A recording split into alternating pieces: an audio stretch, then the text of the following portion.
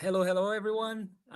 Today I'm joined by Chris Baker, founder of Totem, a brand strategy and marketing consultancy based in Canada that helps global brands navigate the complexities of the Chinese market. With over 20 years of experience in marketing and data innovation, Chris has worked with top companies like Apple, Nike to craft effective strategies for growth. He's recognized for his experience in digital marketing trends and the transformative role of generative AI in brand strategy. Under his leadership, Totem has expanded its footprint across APAC and globally, establishing offices in key cities including Vancouver and Shanghai. So I just want to say thank you to our sponsors, Air Meat, for making this possible. And Chris, before we talk about your career, I would like to start today with a provocative question. Perhaps talk about, given your deep experience in China's dynamic market, do you think Western brands are fundamentally unprepared for the pace of innovation required to compete globally in the marketplace, given that Chinese brands are so advanced in everything that they do? And today in our community, I made a post. I think there's quite a bit of arrogance when we look, or at least the media narrative in general, when we're looking at China, but the market there is so advanced. So I'd love to hear your take. Wow, that's a big question, Carlos, to get us going. And I just got my first sip of coffee, so let me try to provide some perspective. So, as you mentioned in the introduction, I spent 20 years living in China and had the opportunity to see a real mix of, one, the growth of Chinese brands, domestic brands, both internally in China as well as the competitive situation in China between Chinese brands and global brands there. And more recently, as you've hinted at, we're seeing a real growth in Chinese brands on the global stage. And I think towards that second question of Chinese brands on the global stage and the competitive equation, I think it's a really nuanced answer that's required for that, because I think, um, first of all, the top global brands are excellent in many regards. In some cases, they're for generations have learned how to grow into new markets around the world and do so successfully in a an effective way, and they have the systems and teams to do those things. Where a lot of the Chinese brands coming out onto the global stage, they're relatively novice at that task of expanding globally into new markets. Um, Having said that, they often have a desire to succeed and willingness to outcompete that Hmm? frightens their global competitors. And often they have the advantages of products in a category that are maybe more innovative, more unique, and definitely more cost competitive. And so, if I was uh, an automobile company trying to win in Latin America, the Middle East, at the moment, I'd be very frightened of the Chinese electronic vehicle companies. By the same token, mobile phone and technology companies from China are also winning out in those markets.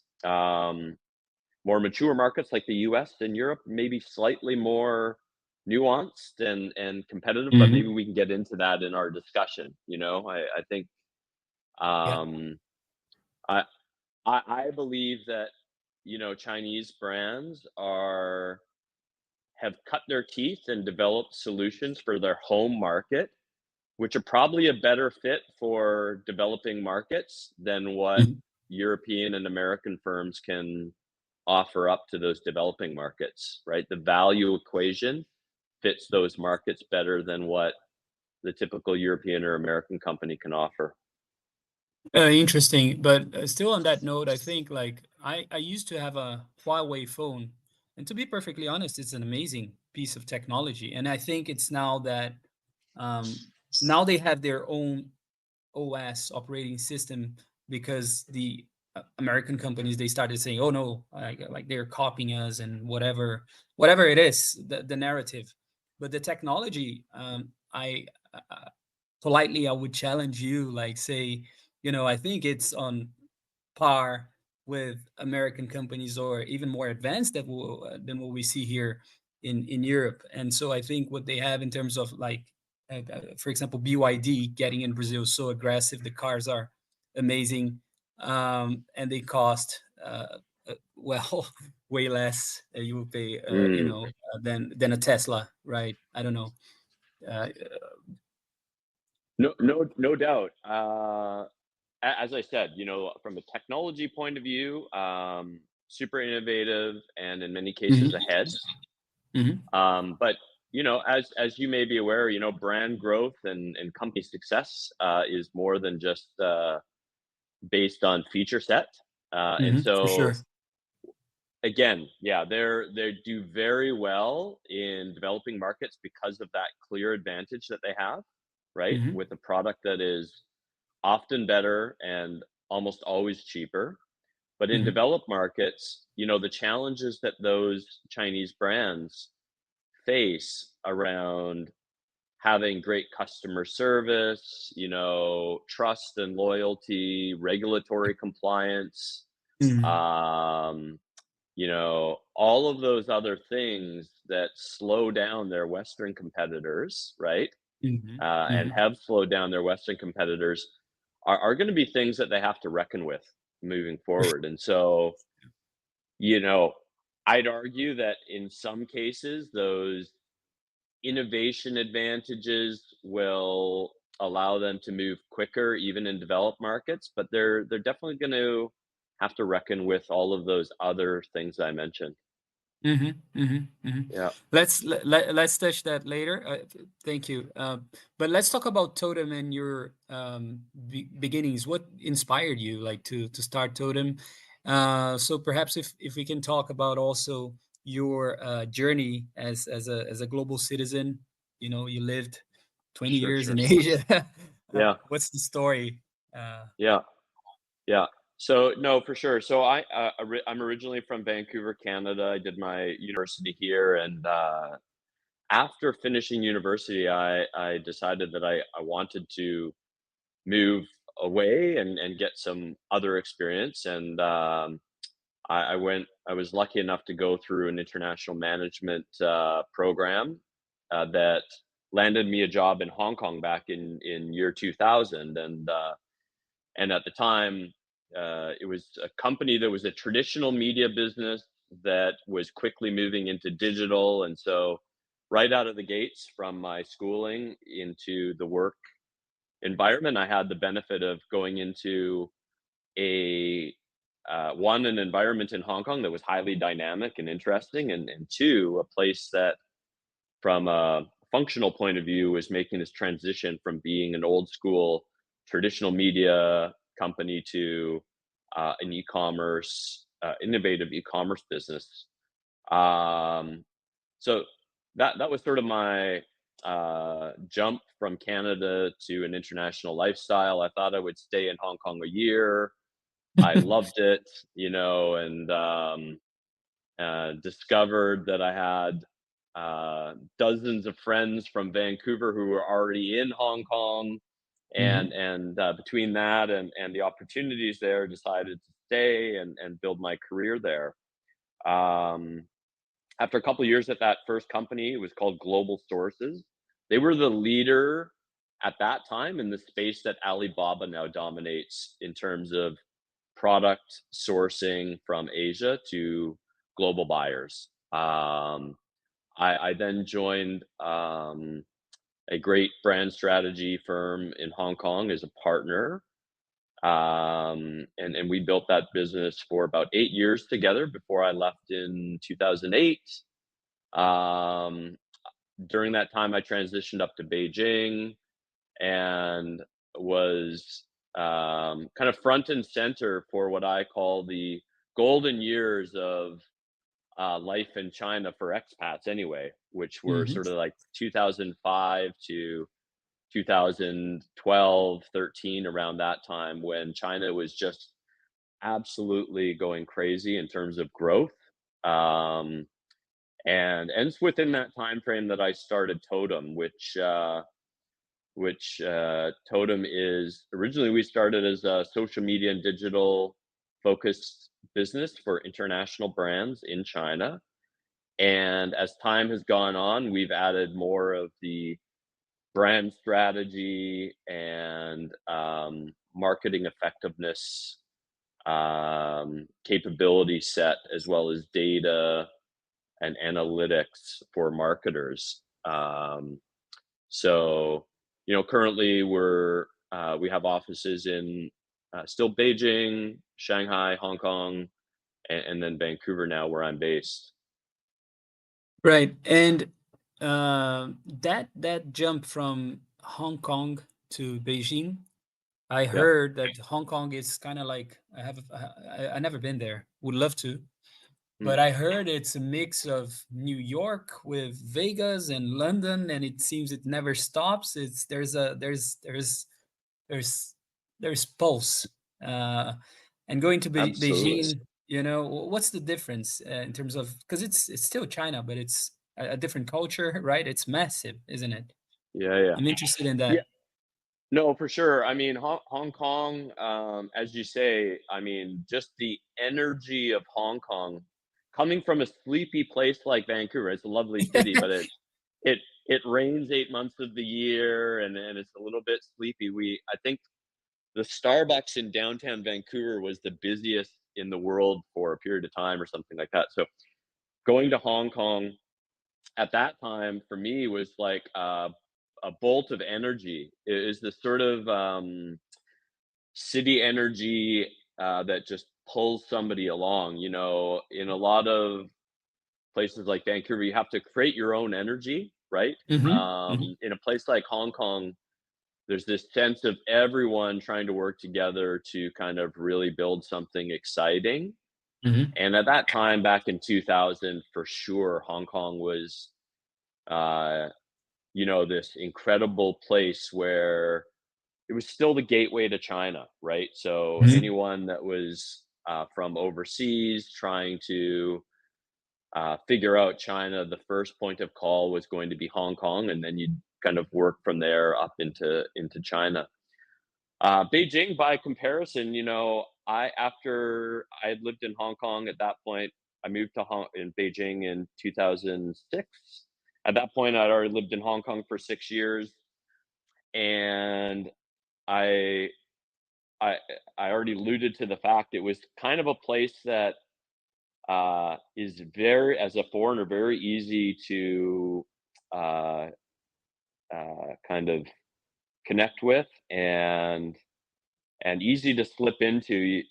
Everyone speaks Hmm. English. There's a lot of familiar faces. But Hmm. for me, it kind of fell short a little bit on that sort of really pushing the limits of my Hmm. international experience. And so Beijing came calling, and I love the idea that I would have to learn Chinese and stretch myself to adapt to a very different way of life and culture, right? In Beijing, Hmm. and Beijing at that time was, you know, as a Westerner, well, it was hard to get a great baguette, or and but within 4 years of living there, all of a sudden we had the best bakeries from around the world. It was incredible. Yeah. Yeah. Chris, what inspired you then to start Totem, and how's your vision and the company evolved over the years? Yeah. Yeah. And so Totem really came together actually as a compilation of my prior experiences in terms of the experiences that I had in bridging kind of global brands with China in my prior agency called Eight Partnership, as well as work and experiences that I had from consulting with some of the large global media agencies. And so the goal from day one was to build an agency that was a hybrid of real brand strategy and insights together with digital effectiveness. And, our clients during most of our time at Totem have been, global brands that needed um, really strong rigor and attention to detail around maintaining their brand values while being able to apply it and apply the insights and knowledge of China's very complex digital ecosystem. So, we felt like we were in a very good position of understanding that nuanced, exciting, and often confusing digital landscape in China with the Hmm. need to be really on point with maintaining brand fidelity for global companies like Disney or New Balance, Inditex, etc. Right?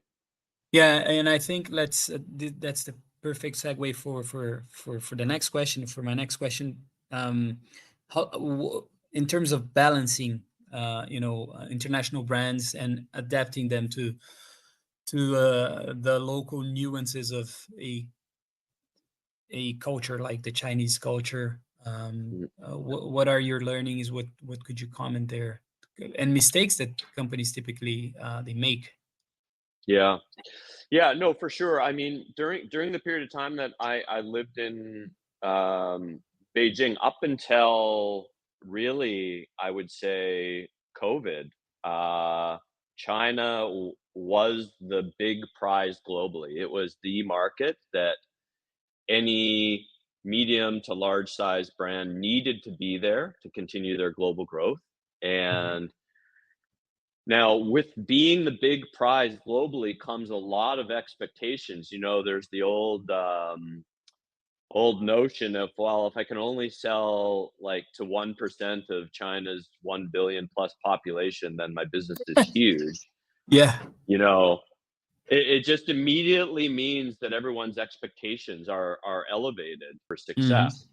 And so I think the first learning from having helped dozens, if not hundreds, of global brands move into China is that um, there's brands typically make one of two initial mistakes. One is uh, over investing based Hmm. on the expectation of capturing this large market very easily, Hmm. or two, under investing and not paying enough attention to the challenges of adapting the brand and having to build it from scratch, right? So, um, both of those challenges come back to a question of hubris and having overly high expectations for your own brand, right? Hmm. Because large brands, famously people like Macy's and others came into China and over invested right up front. And the idea for people who over invest has been that, well, everyone knows us in our home market. Hmm. Um, as soon as everyone in China knows us, then there's going to be a rush to buy from us. And Hmm. so they naturally sort of underestimate the challenge of what it takes, and they think that throwing a lot of money up front means that the business will immediately soar. By the same token, there that the reverse challenge of brands coming into that market feeling that they didn't have to invest in localization and Hmm. building brand awareness came from the same problem of, hey, if I'm a top three brand participant in the US in my category, um, you know, as a marketing team, that brand um, maybe a generation ago has not had to work very hard at building brand awareness because it was taken for granted that everyone knows them already, right? And so when they came into China, they forgot that muscle that they needed to be a brand builder, right? And so both of those problems, I would say the really big upfront challenges that brands have faced going in there. Interesting. Do you because in China, when you look at their culture, they're more. I mean, it's a fierce and capitalist country, but there's a I mean, compared to our society, and I would say especially in the US, it's more individualistic compared to China, where there's, it's fiercely capitalistic, but there's a collective. um uh they are more. It's not about the person, but it's about the collective in some ways, right? And I think I'm trying to get that perspective from, when you're trying to build your brand there, and tap into the communities, understanding those nuances, right? People in the US, they're more Mhm, selfish, let's say it, that word. um and I'm not. I mean, maybe they are, and it's people at the end of the day. You have wealthy mm, people in China as well, but again, you have a culture that's been built throughout centuries, and that, I think, it's probably hard when you're coming from the outside to understand that you need a local person. You need someone like you. You need a local person as well. So tell me about those, that juicy thing, like, those details. I think they are super interesting. yeah, I mean, and, look, the answer to that question has changed a lot over the last Hmm. 15 to 20 years, right? I mean, but in general, I would say that, just about every brand that we've worked with, we've needed to not apply first, countrywide stereotypical differences to the Hmm. challenge of adaptation, right? It's almost always the case that each brand in the products that they're selling to individuals in China versus the US is going to have to adapt in a different way to the challenge of growth in China, right? But Hmm. to give you some satisfaction around your question of, those broad cultural differences, I mean, one thing that stands out in terms of the customer journeys in China is the fact that for sure, uh, consumers in China, when they're looking for products, they are famous for doing an incredible amount of due diligence and like using the wisdom of the crowd to develop an idea for whether or not something is good or bad, right? So, they might check anywhere from 3 to 4 times the number of sources, particularly on social media, before they buy a product than the typical American might do, right? And and and I think in that regard, there is a little bit of a sense of, I don't know if it's collectivism, but a sense of like, hey, look, I might feel more social pressure for making a poor decision. Therefore, I want to make sure I am double and triple checking my sources to get the right thing, right? But that for me is probably I'm very hesitant to talk about some stereotypes because they have Yeah. changed so much. But Hmm. yeah, yeah, No, that and I definitely and stands out. I understand. I mean, I'm an international in Denmark, Yeah, so I've been here for 11 years. There are the stereotypical Dane, as well as the Brazilian samba lady and caipirinha stuff. But but there are things that, still, they. I mean, in Brazil, we're very loud in ways that are very similar to Italians. When I'm in Italy, I'm like, I feel at home. I'm like, yeah, you know, yeah, yeah, it's, yeah, so, yeah. more in that sense. And I think when it comes to go to market, looking at what Carlos is saying here, they're very important things to consider as well, right? Well, yeah, as Carlo or sorry, Gustavo, I noticed in his notes here, he made a point about, yeah, China's regions all being very different as well. I think Mhm. one of the things that as outside observers, we might be inclined to look at China as this kind of one big whole, right, country that has a unified culture across the board. And there are some shared cultural uh, characteristics, but absolutely, when you get down to at a province level or regional level in China, cultural differences are huge, right? And so we in terms of helping brands go into China, in the early days, yeah, sure, brands were talking about a market entry into China, and we didn't really talk too much about those geo-specific challenges. Back 20 years ago, going into China meant really you're marketing in Beijing, Shanghai, Guangzhou, some of the tier one cities. Mhm. Only the largest brands were moving into lower tier cities and into different regions. But uh, in more recent years, market entry into China has meant a deeper analysis of like, hey, can I succeed in Guangdong province, where there's 80 million people, and Mhm. have a really strong connection to Hong Kong, and Mhm. or do I need to focus on Beijing, and Beijing and Northeast China, because culturally they might be more aligned with some of the cold culture characteristics of Europe, right? Mhm. So those have become the nuanced areas of work that we do now. Brilliant. Yeah. Let's touch also your work with Chinese brands going abroad. We spoke this in the lounge, but maybe if we could Mhm. just touch that as well.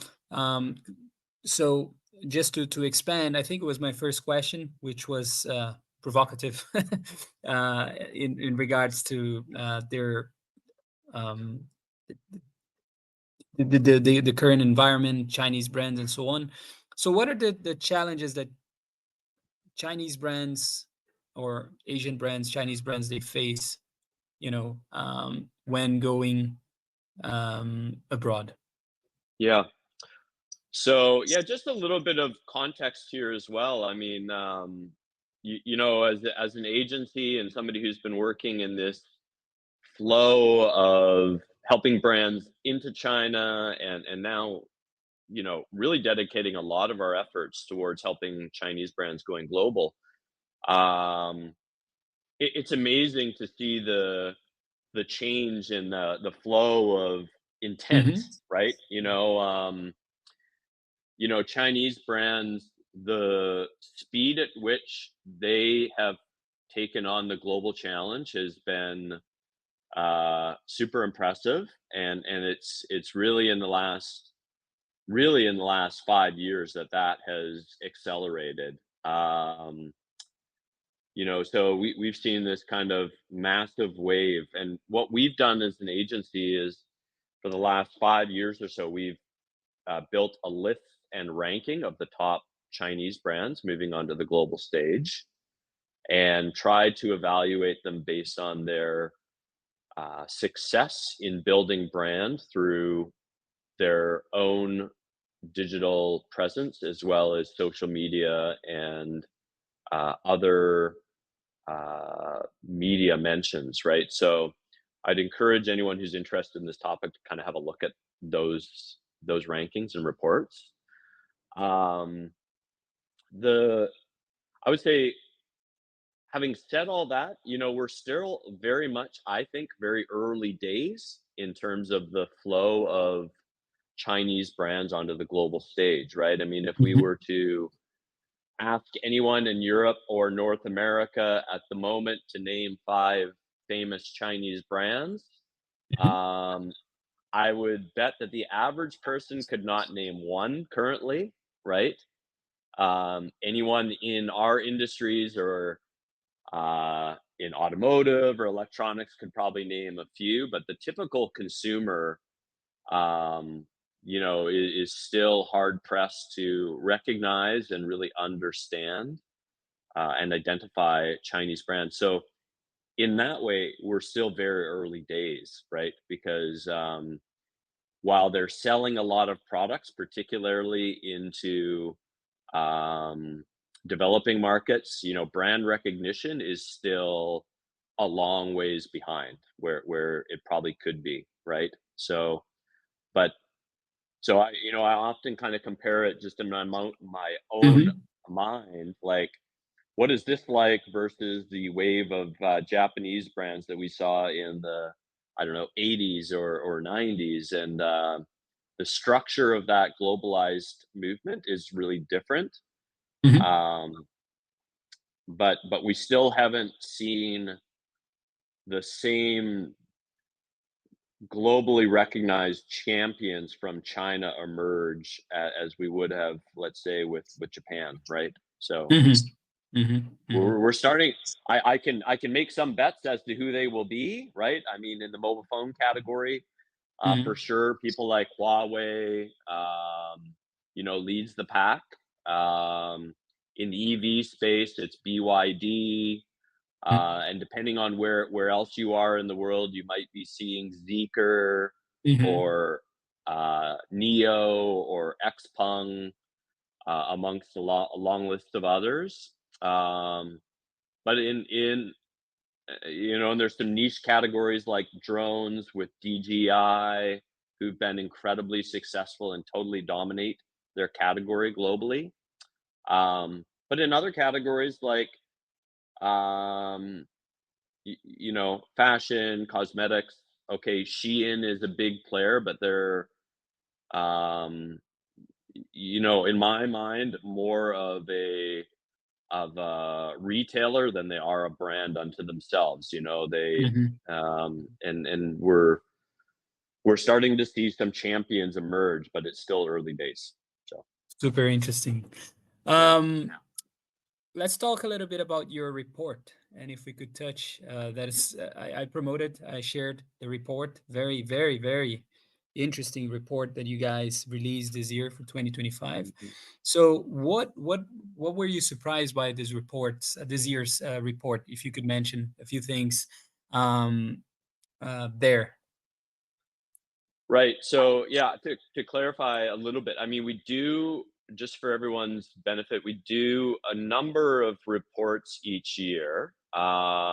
We do an annual report on marketing trends in China, right? Mhm. Which is designed around answering questions for brands who are marketing in China, both local and global brands. Um, we also have been publishing a yearly report on Chinese brands going global, which is a separate report.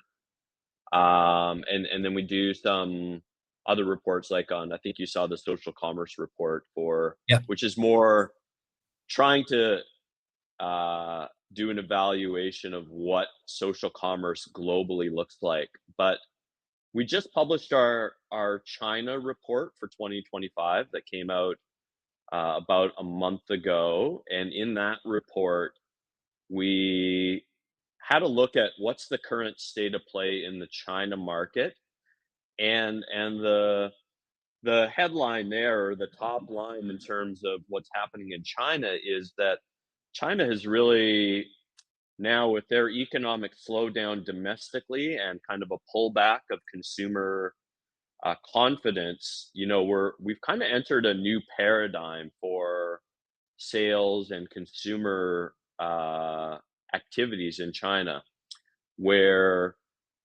up until COVID, it was a market of just unfettered, rapid growth of consumption. Mhm. Um, we're now seeing a market, frankly, I think, in terms Um, selective of. I think Chris is breaking a little bit now. Can you? Is it just me? Hello? Guys, yeah, you Hello. were breaking. Hey, Yeah, you're some back. yeah. Sorry guys. I don't know. Our connection got cut off. Yeah, Um. you were talking about the report, and Okay. Yeah. yeah. So not sure where we got cut off, but yeah. I mean, it's a new paradigm in China for consumers, and definitely we've seen a slowdown. And Hmm. Hmm. having said that, it's the second largest economy in the world, and China accounts for an extremely large share of global consumption in key Yeah. categories like auto, fashion, luxury, right? And so even with a slowdown, you know, I think the um, insight for global brands is that if you're in China already, well, adapt to the new paradigm, but you know, it's probably not a market that you want to pull back from. Um, for new market entrants into China, well, in some cases, it might be a relatively good time to think about coming into the market because the Hmm. costs of doing business are finally coming down after years of inflating, right? So, yeah. Super interesting. In regards to Gen Z and technology, there, any remarks that you think are worth sharing? Yeah. Well, it's been super fascinating the last couple of days. We've seen this rush of TikTok refugees Hmm. flood into uh, one of China's best kept secrets, right? Which is this the app called Little Red Book, which I think the American TikTok refugees are calling it Red Note, right? But Hmm. there was some 700,000 Americans have set up shop into Little Red Book and are interacting with um, local Chinese, and I think that that is a fascinating situation where we're seeing that Gen Z in China and their counterparts in at least the U.S., where those two parties are talking, they're very similar to each other, right? So I think Gen Z in China, as in the US, are frustrated about, the lack of great opportunities. They're super connected in terms of social media. Hmm. They're activists. They're um, compassionate and interested in creating a better world. So that is to say, I think the Chinese Gen Z are more like kind of their global counterparts than they probably are like uh, you know some of the older Chinese demographics, right? Hmm. Which makes it a very interesting market, I think.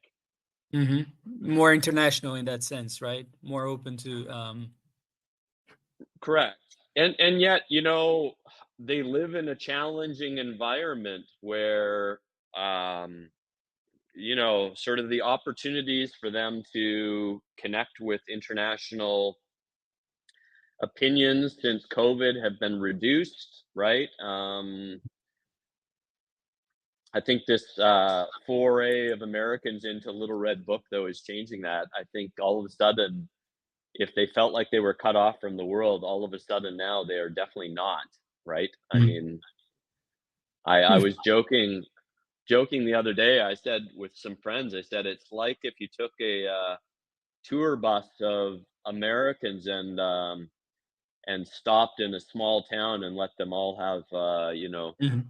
dinner together. Yeah, um, Chris, we are on to, let me see, almost 40 minutes. Wow, time flies. yeah. Typically, what we do now is to open the room for our um, members to join in and ask you questions. So let me see.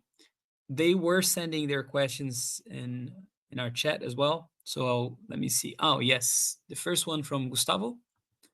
he's talking here. He said we had a Chino Brazilian guy in She. He's a great guy, I and he know spoke him. a bit Yeah. about, yeah. You know In? Yeah. Yeah. Yeah, he's awesome. He's in the community as well. Yeah.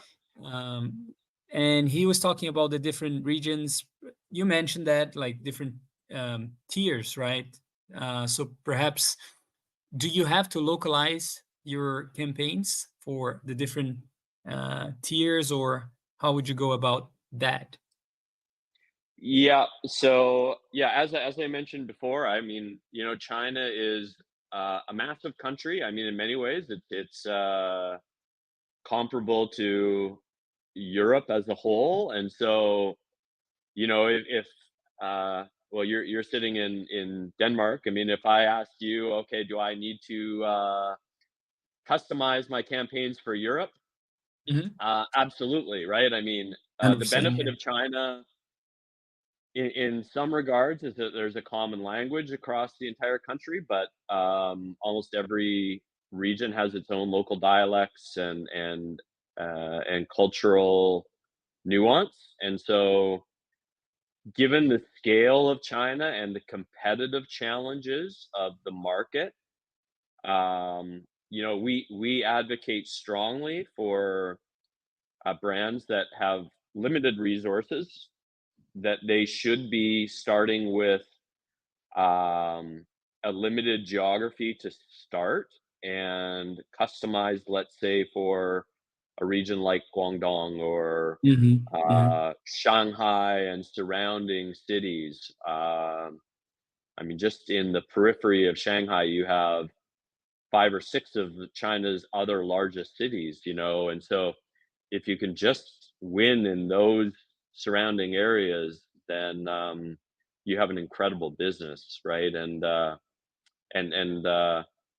so getting it right for that one market, um, and making them feel like as a brand you really understand them and get their needs. Yeah, that's critical. In the same way as if I just focused on France and the French speaking community of Europe, they would be delighted with my Hmm. brand for True. playing to my interest. So Hmm. Hmm. yeah. Brilliant. Let me see another question here. Carlos cannot join us on stage, but I'll show his question. So, what are your opinion regarding multinational management styles and leadership? How do you overcome cultural clashes in such different cultures? And why do you believe some management cultures tend to believe their leaderships are the best or is the best? Do you Well, I need guess. to? Sorry. Yeah, no worries. No, I got that.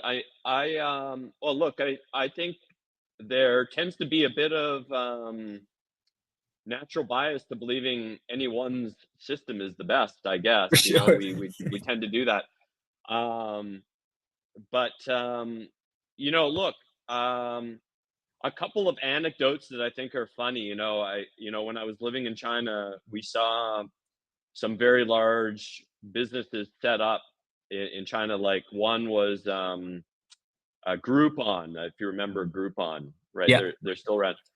And Groupon being an American company, when they were trying to localize into China back in probably 2007, 8, around that time, they sent over all of these uh, relatively fresh grads from American universities to do all their localization efforts around China and Asia.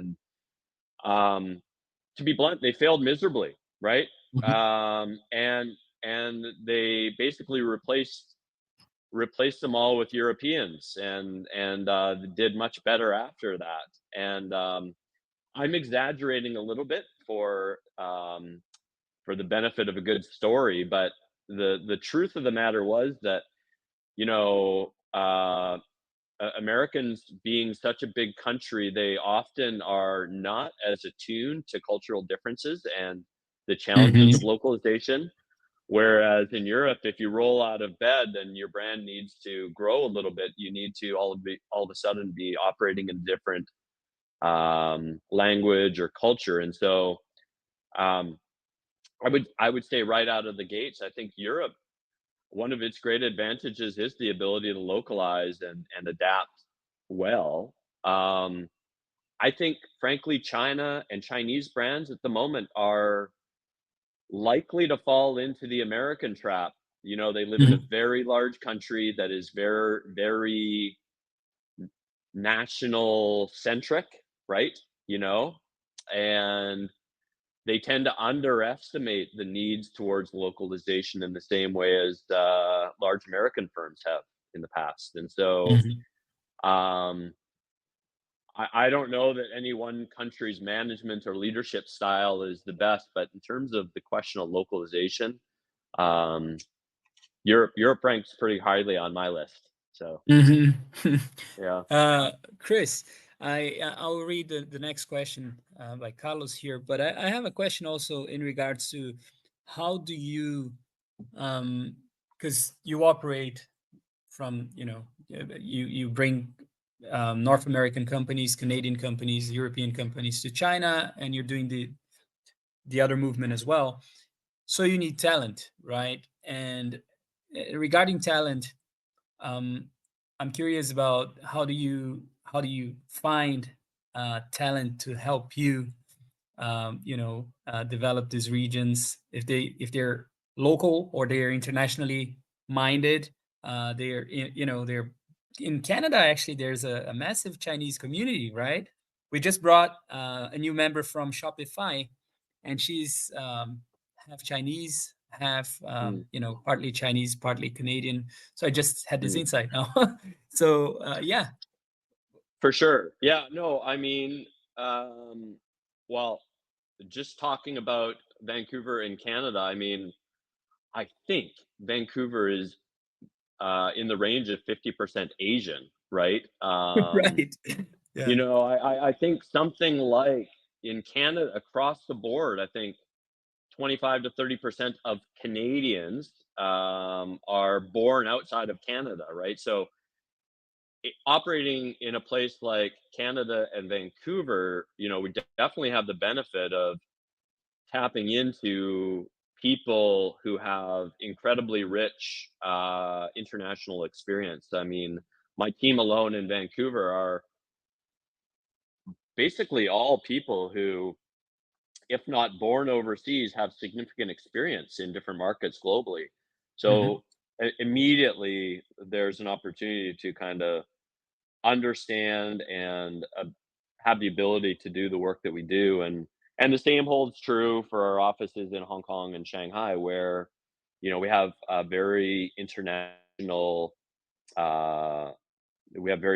people. I mean, I will say our team in Shanghai, we have a lot more local people there, Hmm. because the challenge of localization in China is um, critical to our business, and we need to have people that really know what's happening on the ground, and that's a hard Hmm. thing for global people to know. Awesome, awesome. Yeah. And regarding your customers, uh, Yep.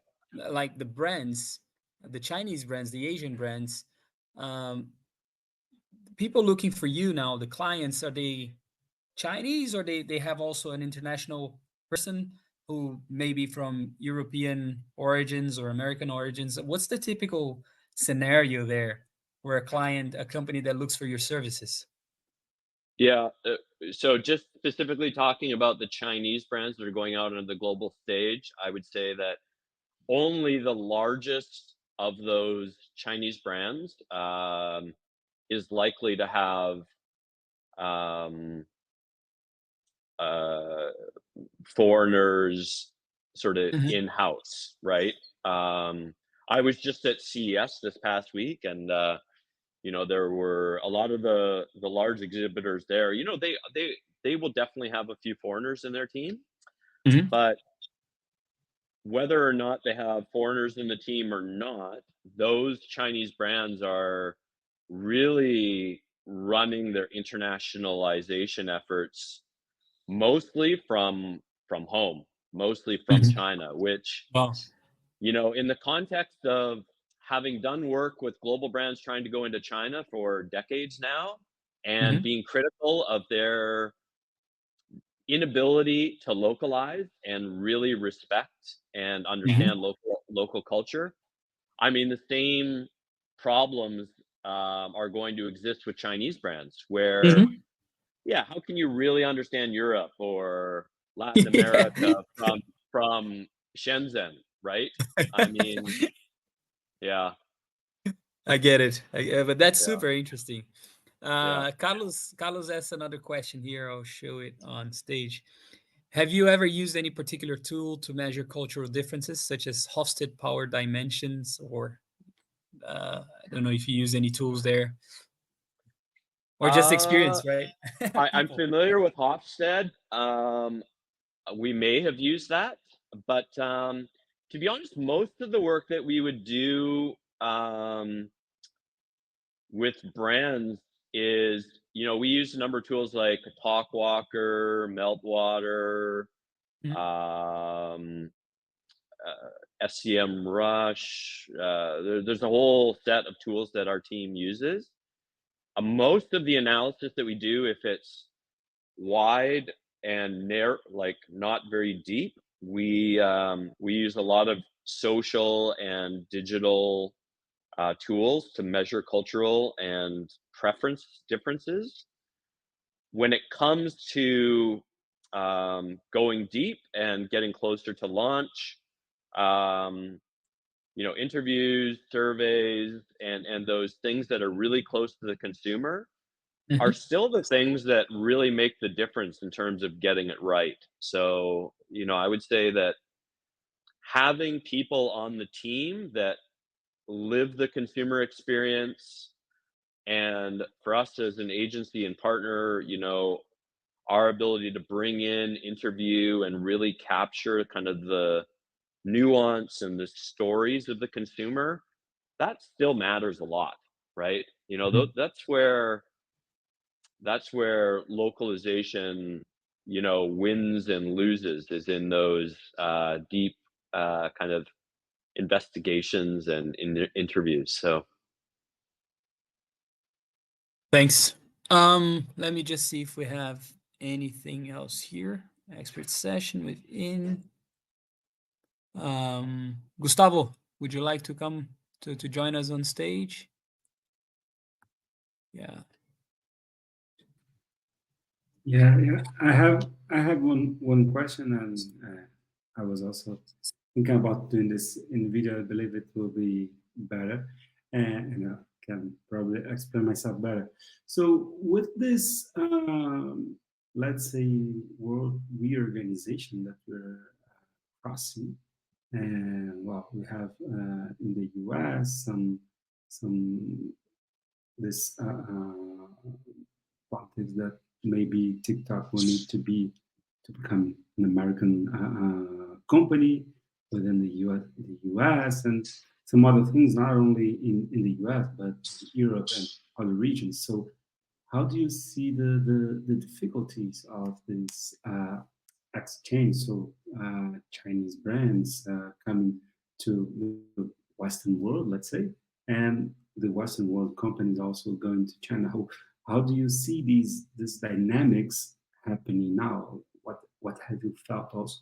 Have you already felt any type of um, any difference from prior times? yeah, I mean, so for sure, I think globally we're moving into, I think globalization is being flipped into reverse here at the moment, right? Yeah, We really feel it, especially along the lines of um, I don't know, U.S. on one side, maybe China on the other. I mean, there's a clear split taking place there, and I'm hopeful that in some ways some of that can be resolved, or you know perhaps some of the heat taken out of some of that movement. But at the same time, I think I would expect that deglobalization to kind of continue, and we're going to see networks of countries that trade together better than others, and so that said, the US is still the target destination of choice for a large number of the Chinese brands that we work with, right? Mhm. I think, and TikTok is not necessarily their most important channel. They both for Google and Facebook, China is, I think, their number two market in terms of source of advertisers globally. Mhm. So both of those channels are filled with Chinese brands, as is Amazon and other Western channels. Mhm. So in one sense, whatever happens to TikTok, um, you will see, but it's not going to shut off a flow of Chinese brands into North America. That's not going to be the case. Mhm. Yeah. Do Um, I'm sorry. please, no. No, no. Yes, it was a following question. But do you see or do you perceive that the opposite flow maybe it's more likely to slow down? Oh, So, for sure. I mean, the flow of brands into China has slowed dramatically. I mean, mhm. we since and this really happened since COVID. I mean, actually, if you remember, I mean, the first year of COVID, China did a really good job of getting it under control, and their economy bounced back. And then Mhm. at the tail end of COVID, things, China had a rough time relaunching, and the market slowed quite a bit. Um, so the slowdown in brands going into China, it has been as much an economic challenge as a political one. I don't think that politics has been the major barrier for brands going into China, except in obvious controlled industries. Mhm. So, but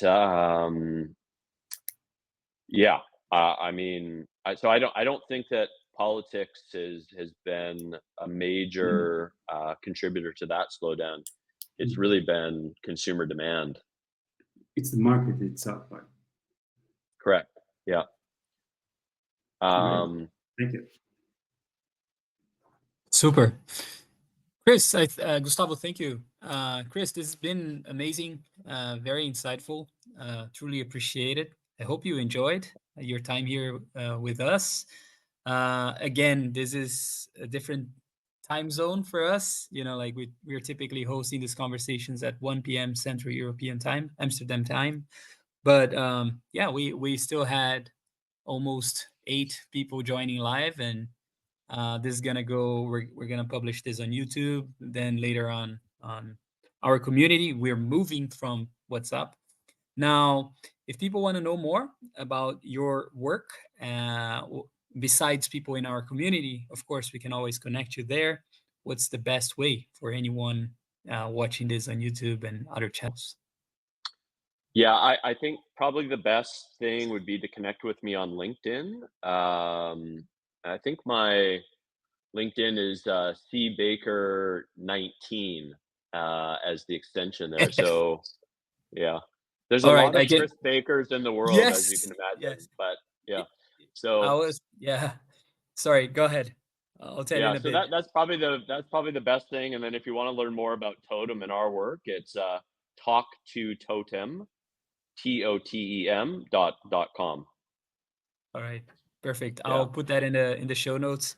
But just a fun fact: today I was doing some research on perplexity to prepare for our conversation, and so I mentioned a Chris Baker, and then it returned like a guy working in some vegan business, and I was like, no, no, no, no, no, Chris yeah, Baker, founder of Totem, and then it gave me the right answer, so that was yeah, cool. right. Yeah. Cool, man. Appreciate it. Thanks very much. And I'll see you in a bit. Thanks, Carlos. Take care.